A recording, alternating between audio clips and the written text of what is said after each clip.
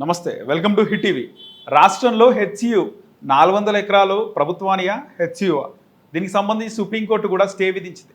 ఇదే అంశంపై మాట్లాడదాం. మనతో పాటు మాజీ ఎమ్మెల్సీ కపిల్ భాయ్ దిలీప్ కుమార్ గారు ఉన్నారు. సార్ నమస్కారం. సమస్య సార్, ముఖ్యంగా రాష్ట్రంలో హెచ్సియు ఈ 400 ఎకరాలకు సంబంధించి ఎప్పుడైతే ప్రభుత్వం ఈ చెట్లను నరకడము ఇవన్నీ ప్రారంభించిందో నైట్ ప్రభుత్వం పైన వ్యతిరేకత వచ్చింది. మరోవైపు ఆ చెట్లు క్లీన్ చేసేటప్పుడు జింకల సౌండ్, క్లీన్ చేసేటప్పుడు జింకలు, పికాక్లు, నెమలులు ఎగురుతున్న ఫోటో బాగా వైరల్ అయినాయి. కానీ ఫ్యాక్ట్ చెక్స్లో కొన్ని బీఆర్ఎస్ సృష్టించింది అనేది కూడా మనం చూసినాం.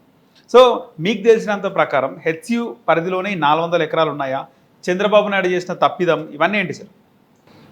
ఒకటి ఆ టైంలో పార్లమెంట్ యాక్ట్ ద్వారా ఈ మన సెంట్రల్ యూనివర్సిటీ క్రియేట్ అయింది. ఓకే. పార్లమెంట్ యాక్ట్ ద్వారా రాష్ట్ర ప్రభుత్వాన్ని వాళ్ళు భూమి ఇవ్వమని అడిగారు. 2300 acres అలాట్ చేశారు. అలాట్ చేసినాక రకరకాల కారణాల వల్ల ఒక క్లియర్ డిమార్కేషన్ జరగలేదని, ఫిజికల్గా వాళ్ళకి రిజిస్ట్రేషన్ కాలేదని విన్నా. బట్ వాళ్ళు కాంపౌండ్ కట్టేసుకున్నారు, వాళ్ళ దగ్గరే ఉంది.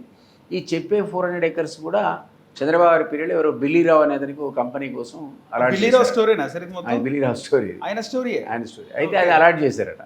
చేసినాక రాజశేఖర్ రాగానే క్యాన్సిల్ చేశారట. ఆయన మళ్ళీ కోర్టుకు పోయాడు. కోర్టుకు పోతే అది హైకోర్టులో ఆయనకు అనుకూలంగా వచ్చిందట. గవర్నమెంట్ సుప్రీంకోర్టు పోయింది. సుప్రీంకోర్టు పోయినాక ఇట్లే కొనసాగి సీఎం చెప్పింది అబ్జల్యూట్లీ కరెక్ట్. అసెంబ్లీలో 20 ఏళ్ల పోరాటం తర్వాత లేదు గవర్నమెంట్ ల్యాండ్ అని సుప్రీంకోర్టు తీర్పిచ్చింది. ఆ బిల్లీరావు డబ్బులు గవర్నమెంట్కి అప్పుడు చెల్లించండి సార్? నాకు కరెక్ట్ ఐడియా లేదు, కానీ మొత్తానికి ఆ ల్యాండ్ గవర్నమెంట్ అని తీర్పు వచ్చింది. ఇప్పుడు ఏం చేయాలి? ఆ ల్యాండ్ని రిట్రీవ్ చేసుకోవాలి. ఈయన ఏమనుకున్నాడు పాపం, ఈ మొత్తం ల్యాండ్ తీసేసుకొని దాన్ని చదును చేసి మల్టీనేషనల్ కంపెనీ తీసుకొచ్చి పెద్ద కంపెనీలు హైదరాబాద్లో మంచి మోడల్గా చేద్దాం, నిరుద్యోగులందరికీ ఉద్యోగాలు ఇప్పిద్దాం, అందులో ఆ సంస్థ లోపల మన పిల్లలకు ఉద్యోగాలు వస్తాయని పాపం ఆ కాన్సెప్ట్ వైజ్ కరెక్టే, అని అనుమానలేదు. కానీ 20 ఏళ్ల పాటు నువ్వు దాని చుట్టూ ఫెన్సింగ్ పెట్టి ఎవడు రాకుండా ఉండి ఆ లోపల చెట్లు ఉంటే అవి ఏవైతే 20 yearsకి మహావృక్షాలు అవుతాయి. మహావృక్షాలు అయిపోయినాయి. అంటే వృక్ష సంపద పెరిగింది అక్కడ. మహానో చిన్ననో పెద్దదో. ఒకసారి వృక్ష సంపద వచ్చి అందులో 3 లేక్స్ ఉన్నాయట, చిన్నవి. ఆ 3 లేక్స్ ఉండడం వల్ల దాని పేరు ఒక లేక్ పేరు అసలు పీకాక్ లేక్ అట, దాని పేరు బైసన్ లేక్ అట. లేక్స్ ఉన్నాయట. ఈ లేక్స్ వల్ల ఏమవుతుంది, ఒకసారి వాటర్ ఉండి చెట్లు ఉండి నీకు పక్షులు వస్తాయి, ఉడతలు వస్తాయి, కుందేళ్ళు వస్తాయి, జింకలు వస్తాయి, నెమళ్ళు వస్తాయి, ఆ నీళ్ళు తాబేళ్ళు వస్తాయి. అంటే ఒక బయోడైవర్సిటీ క్రియేట్ అయ్యింది. 20 ఏళ్ళు కదా పోరాటం అని చెప్పింది కరెక్టే. 20 years లేదు, అది ఒక ఫారెస్ట్ లాగా అయింది. దానివల్ల విద్యార్థులు ఏమనుకున్నారంటే ఒరిజినల్ నువ్వు కాంటెంప్లేట్ చేసి క్లియర్ చేసి నీది అని బౌండరీస్ ఫిక్స్ చేయనప్పుడు అంతా మాదే అని వాళ్ళు అనుకున్నారు. ఇదేంది ఇట్లా చెట్ల కొడతారని అడ్డం పోయారు. పోతే వాళ్ళని విచక్షణారహితంగా పోలీసులు పాపం లాగేయడం, కొట్టడం వాళ్ళు మొత్తం క్లాసెస్ అని బైక్ అడేసి మొదలుపెట్టి కోర్టుకే పోయారు ఏకంగా, సుప్రీంకోర్టు. అప్పుడు సుప్రీంకోర్టు అసలు ఈ చెట్లు నరడానికి పర్మిషన్ ఇచ్చినోడు రైట్. ఎందుకంటే సుప్రీంకోర్టు పర్యావరణాన్ని చాలా సీరియస్ తీసుకుంటారు. కానీ నరికే ముందు పర్మిషన్ తీసుకుంటారు కదా సార్? 100% పర్మిషన్ ఫారెస్ట్ లేకుండా నువ్వు నరకడానికి వీలేదు. నువ్వు ఒక్క చెట్టు మీ ఇంట్లో ఒక్కటే పెట్టు, ఏక్ చెట్టు పెట్టి ఒక 10 ఏళ్ల తర్వాత నువ్వు కొట్టి ఆడ పెట్టు, నేను అరెస్ట్ చేసి పట్టుకుపోతున్నాడు. నువ్వు కొట్టడానికి నీ సొంత చెట్టు నువ్వు కొట్టడానికే వీలేదు. అట్లాంటప్పుడు నువ్వు ఇన్ని చెట్లు రాత్రి ఏ ఎమర్జెన్సీ నువ్వు ఎందుకు కొట్టాలి అనేది ఒక పర్యావరణవేత్తగా, నేను కూడా డిఎఫ్ఓ కాబట్టి 25 years ఫారెస్ట్లో పనిచేసిన వాడు చెప్తున్నా ఇది కరెక్ట్ కాదు. ఒకవేళ నిజంగా కూడా నువ్వు ఇచ్చిన అది దాంట్లో ఎవడో గచ్చిబౌలి స్టేడియం పెట్టినట, ఇంకేదో అలాట్మెంట్ చేసినట, వాడు స్పోర్ట్స్ అకాడమీ పెట్టినట, అసలు నువ్వు ఇచ్చిన 2300 కాస్త ఈరోజు అది 16-1700 మించి లేదట. ఎంక్రోచ్మెంట్ గురైందో ఇంకా కొన్ని నువ్వే గవర్నమెంట్ ల్యాండ్ సెటిల్ కాలేదు కాబట్టి బౌండరీ ఫీజు కాలేదు ఇచ్చినావు వాడు.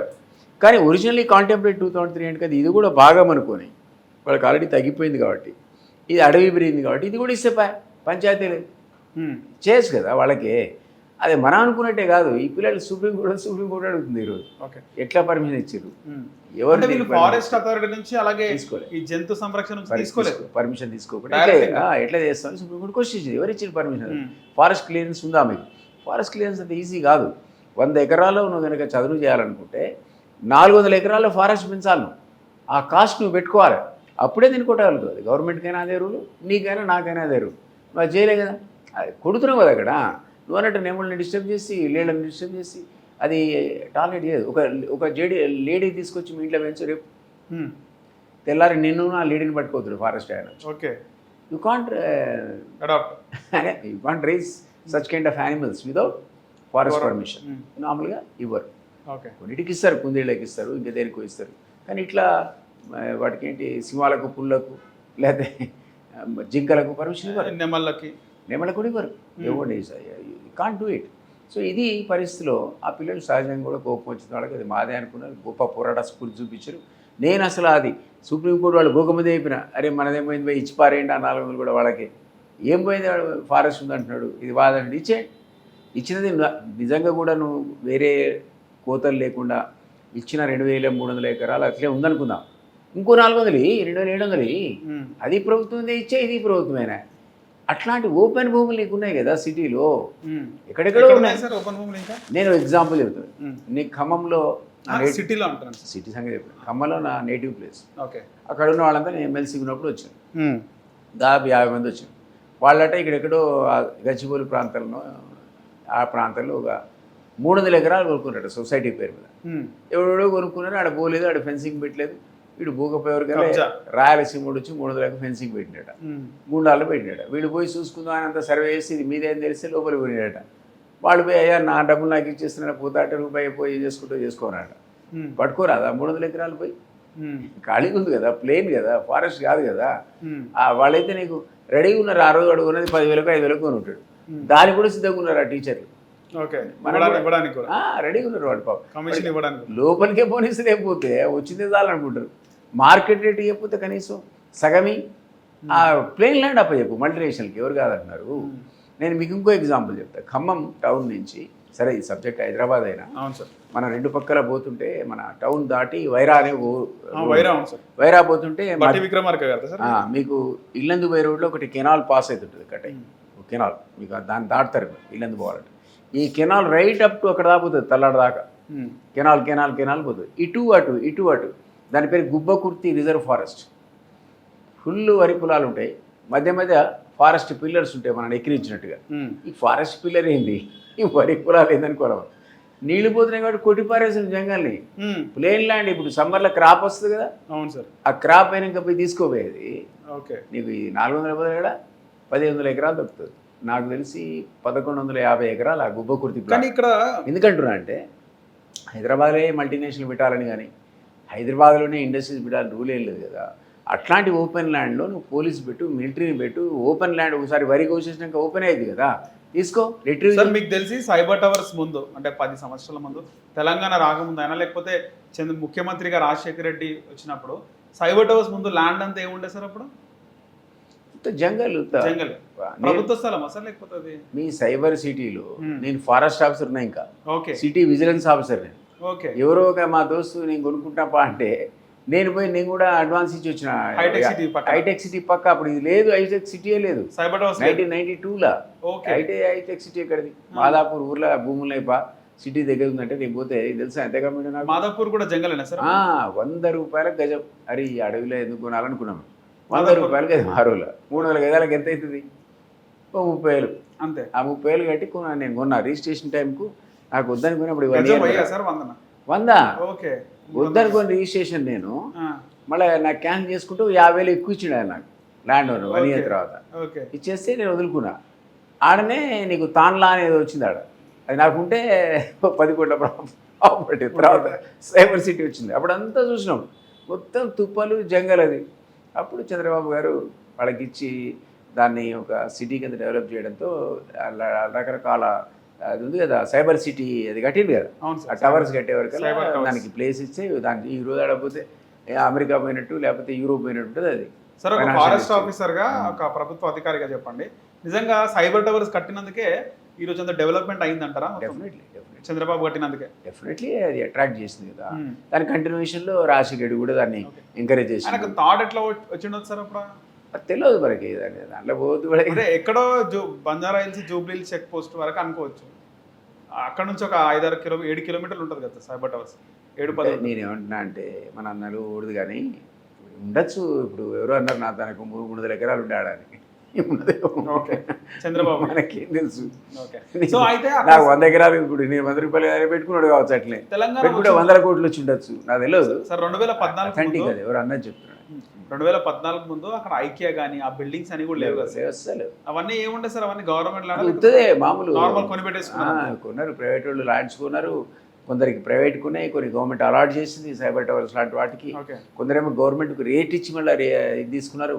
సో ఇదంతా కూడా నేనేమో తెలంగాణ ప్రభుత్వంతో కుమ్మకి అంటే అందరు కలిసి డెవలప్మెంట్ అయింది అంటారు మొత్తం. డెఫినెట్లీ సైబర్ టవర్స్ అనేది సైబర్ సిటీని క్రియేట్ చేసింది. Okay. What ever it is Chandrababu మీరు ఏమన్నా ఆ థాట్ మాత్రం అతని దగ్గర నుంచి స్టార్ట్ అయ్యి రాజశేఖర్ కంటిన్యూ చేస్తే బీఆర్ఎస్ కూడా ఇన్ఫ్రాస్ట్రక్చర్ డెవలప్మెంట్ కొంత చేసింది కదా. ఇక్కడ జీరోని మనం అనలేం కదా. సుందరీకరణ మొత్తం చేసి డెఫినెట్లీ గవర్నమెంట్ డెవలప్మెంట్ అది డైనమిక్ సిచ్యువేషన్. ఏమంటే ఇట్లా సుప్రీంకోర్టు పోతే పిల్లలు నేను ఇంతకుముందు చెప్పిందే నేను ఈ సుప్రీంకోర్టు పోకముందు చెప్పిన అరే బాబు మనకి ఎందుకు ఇచ్చేయండి, అది గవర్నమెంట్ వదులుకుంటే నయం, అది ఆ పిల్లల్ని చూస్తే బాధ అనిపిస్తుంది, రాత్రి కూడా గుంజుకపోవటం, పోలీస్ కేసులు పెట్టడం. అంటే 25% మనోళ్ళు అయితే 75% బయట వాళ్ళు వివిధ రాష్ట్రాల నుంచి వచ్చిన రేపు పొద్దునాడు ఏ విధమైన మెమరీస్ పట్టుకొని వాళ్ళ రాష్ట్రానికి పోతాడు తెలంగాణ గురించి.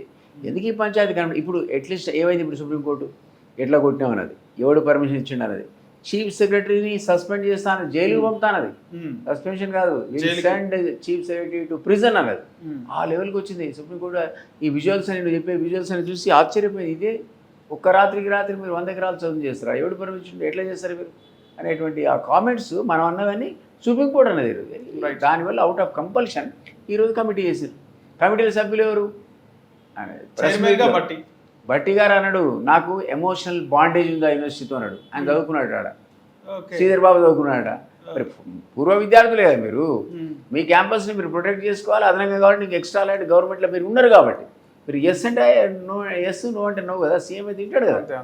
రేపు పొద్దున రికమెండేషన్ ఇవ్వండి, మనకెందుకు తలపని ఇచ్చేసేది. నేను అట్లా ఆల్టర్నేట్ ల్యాండ్స్ సిటీలో చాలా చోట్ల అక్రమంగా ఉన్నవి ఇప్పటికి కూడా ఉన్నవి, కానీ అక్కడనే డెవలప్ చేస్తా అంటున్నాడు కదా. ఎందుకు ఆ పాయింట్ అంటున్నా, అక్కడ వరకు బీఆర్ఎస్ డెవలప్మెంట్ చేసింది కదా, అక్కడ నుంచి కంటిన్యూ చేస్తారు లింగంపల్లి వరకు. నేననేది ఆ జిద్దుకు పోవడం కరెక్ట్ కాదు. పిల్లల దృష్టిలో పెట్టినా, పర్యావరణ దృష్టిలో పెట్టినా ప్రభుత్వం అనేది కొంచెం పట్టు విడుపులు ఉండాలి. అంత ముడికి పోవడం కరెక్ట్ కాదనేది నా వాదన. సార్ ముఖ్యంగా గవర్నమెంట్ ఒకవేళ కేసు గెలిచిన తర్వాత ముందుగా ఈ డెమాలిషన్, చెట్లు నరకడం ఇవన్నీ కాకుండా చదును చేయకుండా ముందుగా బౌండరీ లైన్ కట్టి ఆ తర్వాత మెల్లిమెల్లిగా క్లీనప్ చేస్తే బాగుంటుండే కదా సార్. తొందరపడ్డారు, అర్జెంట్గా క్లీన్ చేసి దాన్ని అలాట్మెంట్ చేద్దాం.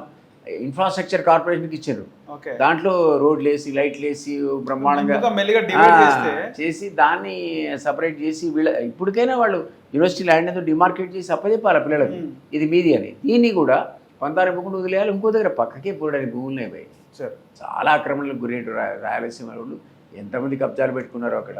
అందువల్ల ఇది ఇక్కడ నాయకుల సపోర్ట్ తోనే వాళ్ళు కబ్జాలు చేస్తారు కదా సార్. అంతే మరి ఆ నెక్సెస్ను భేదించాలి కదా. నువ్వు అంటున్నావు కదా హైడ్రా ఎందుకు పెట్టావు, హైడ్రా ఎందుకు పెట్టావు అంటే ఈ పాత వైభవాన్ని హైదరాబాద్ తీసుకురావాలి. చెరువులు అనేది బయోడైవర్సిటీలో భాగం కాబట్టి సిటీకి మంచిగా ఉండాలంటే బయోడైవర్సిటీ ప్రకారం పార్కులు కూడా ఉండాలి, చెరువులు కూడా ఉండాలనుకున్నావు కదా.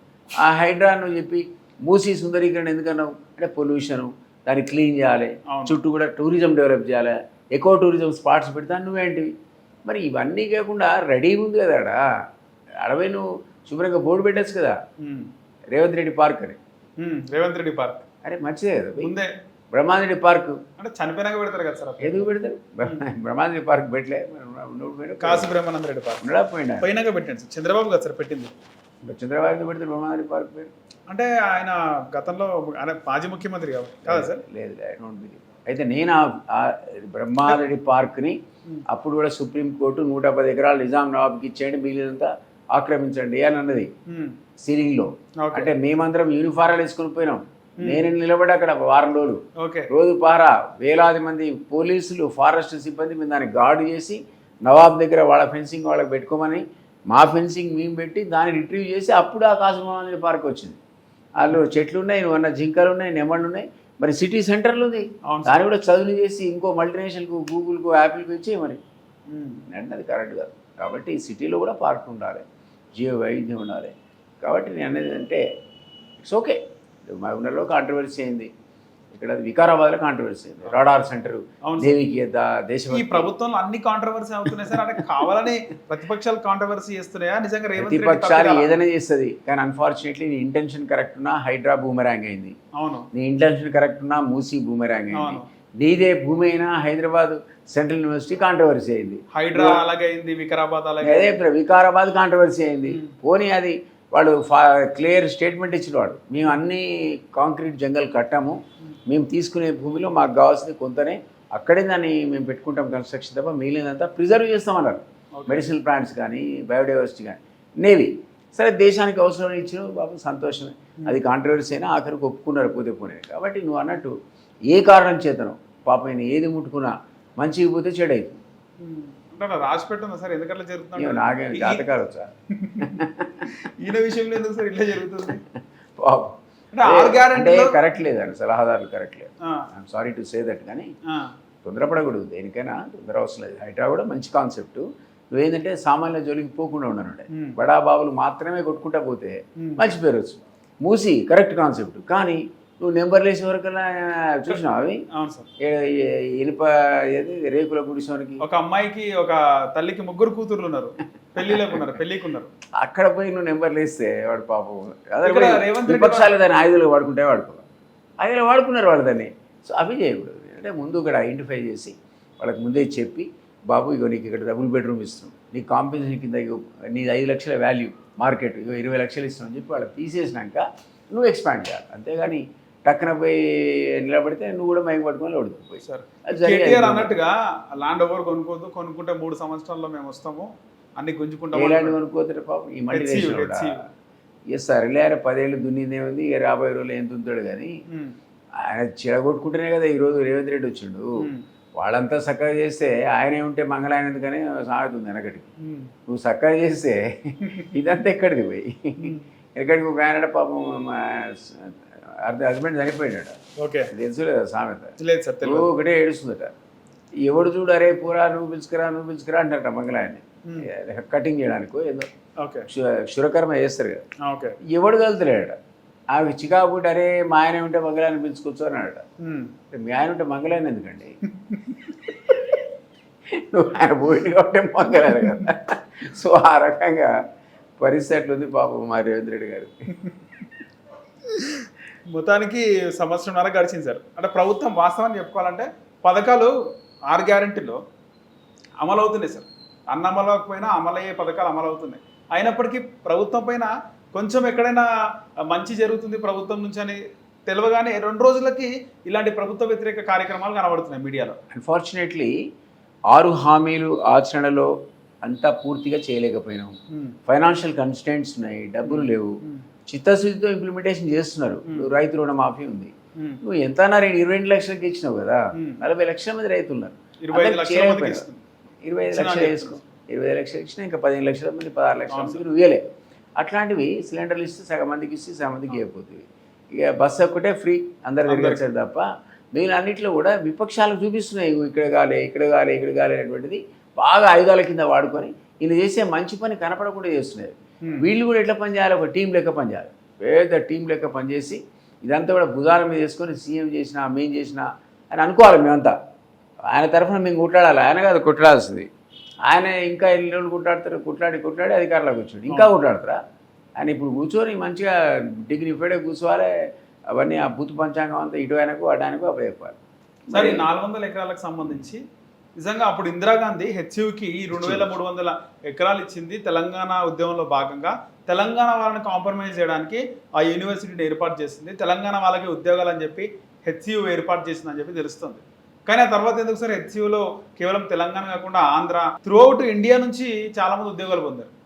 ఉద్యోగాలు కాదు, ఈ విద్యా అవకాశాలు ఖచ్చితంగా అందులో ఉన్నటువంటి అడ్మిషన్స్ ప్రకారం సెంట్రల్ యూనివర్సిటీ అది.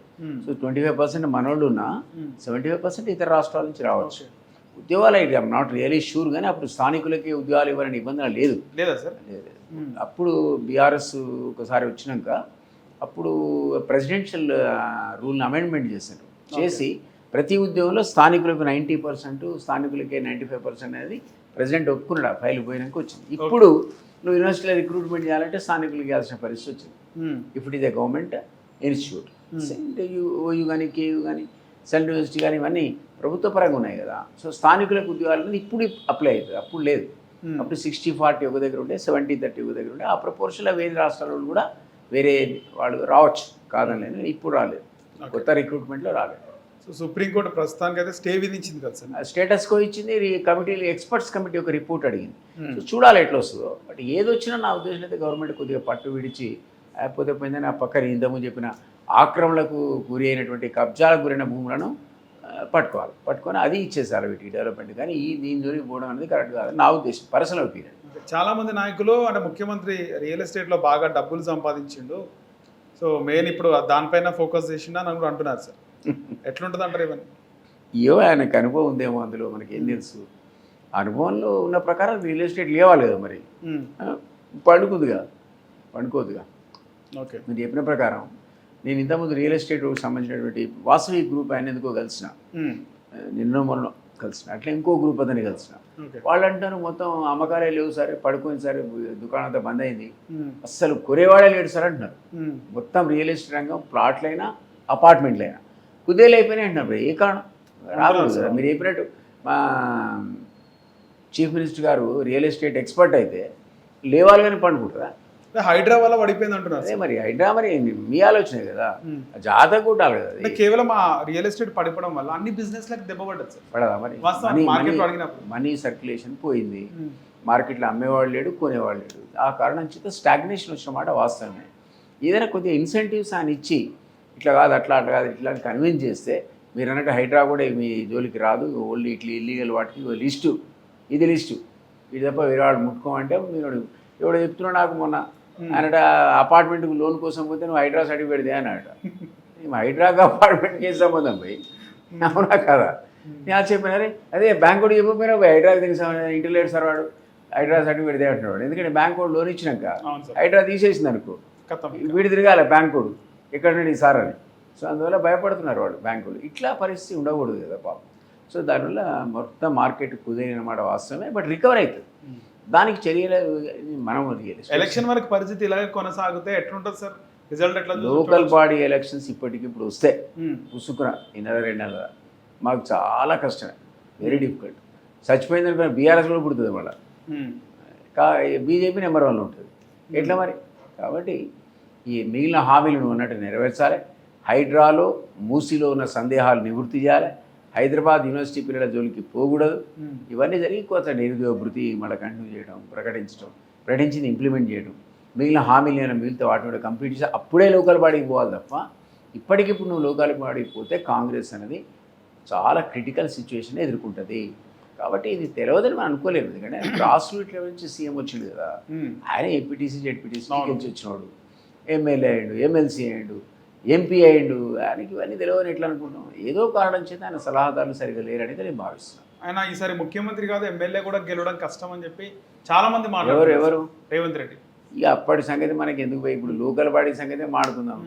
అదే ఇంప్రెషన్ ప్రజలు పడిపోయింది ఆయన మంచి చేస్తున్నప్పటికీ కూడా మొత్తం ఇవి డెమాలిషన్లు. నేను ఒక విషయం చెప్పనా, మాలాంటి వాళ్ళమంతా ఉద్యోగాలకు రాజీనామా చేసి ఇండియా లాంటి వాళ్ళంతా తెలంగాణ ఉద్యమంలో పాల్గొనేది ఎందుకు పోయి? దేనికోసం చెప్పు? అంటే అందరూ బతుకులు బాగుపడతాయి. నిధులు, నీళ్లు, నియామకాలు. మా నిధులు మావే, మా నియామకాలు మావే. నీళ్ళేమో కేంద్ర ప్రభుత్వం అపెక్స్ లేకపోయింది. గోదావరి కృష్ణ వాడు 299 వాడుకోండి అని ఎప్పుడు ఆంధ్రప్రదేశ్లో అంటే 211 వాడుకున్నాక అపెక్స్ బాడీగాడు ఆపిండు నీళ్ళను. యూటిలైజేషన్ కృష్ణ. గోదావరిలో కొత్త ప్రాజెక్టులు ఉన్న కాళేశ్వరం కుంగింది, వాడదాం లిఫ్ట్ చేద్దామంటే అది ఎక్కడ కుంగిపోద్దు అని సగం ఆపేసారు. ఇప్పుడు కరువు విపరీతమైన వాటర్ స్కేర్సిటీ వచ్చింది. అంటే 10 సంవత్సరాల బీఆర్ఎస్ పాలనలో కానీ ఇప్పుడున్న పాలనలో కానీ మనం అనుకున్నవి తెలంగాణ ఉద్యమ ఆకాంక్షలకు అనుగుణంగా లేవు. ఐఎమ్ సారీ టు సే, ఒక ఉద్యమకారుడు, ఉద్యమం వదులుకున్నాను నేను. నాకు నువ్వు అవినీతి పరులైన వాళ్ళని ఎట్లా పెట్టుకుంటావు? నువ్వు మంత్రులుగా తెలంగాణ ద్రోహులు ఎట్లా పెట్టుకుంటావు? ఉద్యమ ద్రోహులు ఎట్లా పెట్టుకుంటావు అంటున్నా నేను. ఉన్నారా సార్ కాంగ్రెస్? నువ్వు చెప్పు, నాకు చెప్పు, ఎవరెవరు ఉద్యమకారులు చెప్పు. ఉత్తమ్ కుమార్ రెడ్డి, కోమటిరెడ్డి ఉండొచ్చు. నేను కాంగ్రెస్ నుండి నేను మాట అనకూడదు కానీ టీఆర్ఎస్ నప్పుడు కూడా చెప్పినాను, అరే నాయన ఉద్యమకారులు పెట్టుకోరా, ఉద్యమ ద్రోహులు వద్దు, తెలంగాణ ఉద్దరునోడికి ఎట్లా మంత్రి పదవి ఇస్తున్నాడు అడిగినా మేము కొట్లాడినాము. పెట్టుకో, నీ సంజీవి పట్టుకొని తిరిగి ఉండో, లేకపోతే కాంగ్రెస్ ముఖ్యమంత్రి మొదటి నుంచి ఉన్నాడు వాడిను 60% పెట్టుకోపోయి ఒక 40% ఉద్యమకారులను కాదు. ఓయూ విద్యార్థిని పట్టుకరా, కేయూ విద్యార్థిని పట్టుక, యువకులకు పాలనా పగ్గాలు అందించాలి.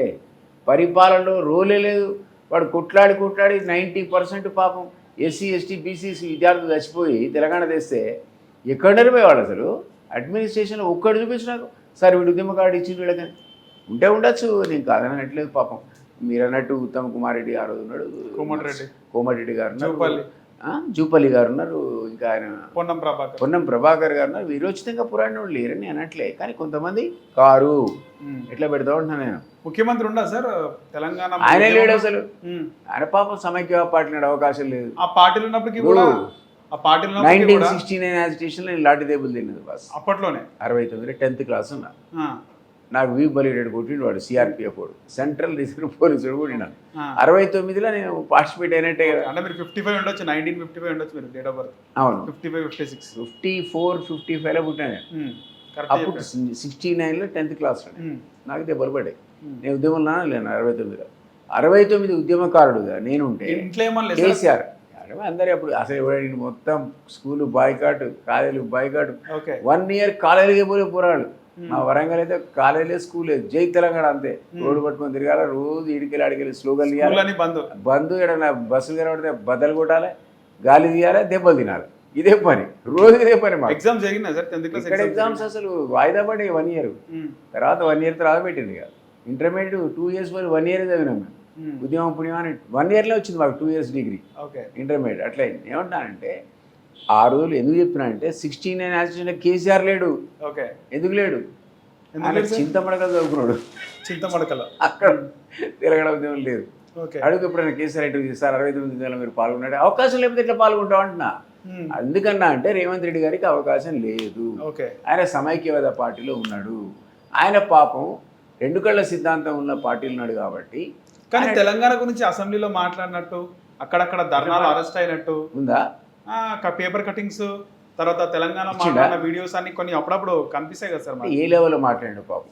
మేమంతా ఫ్రంట్ లైన్లో ఉంటుంది, ఫ్రంట్ లైన్ పోరాటం చేసిన అవకాశం వచ్చినప్పుడు మాట్లాడచ్చు సార్. ఉండొచ్చు పాపం, అందరూ మాట్లాడతారు కదా.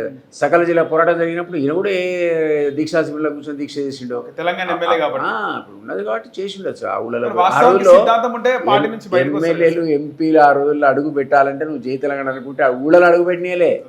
మంత్రులు అయితే చెప్పులు ఇసి కొట్టిన మంత్రులు పోతే.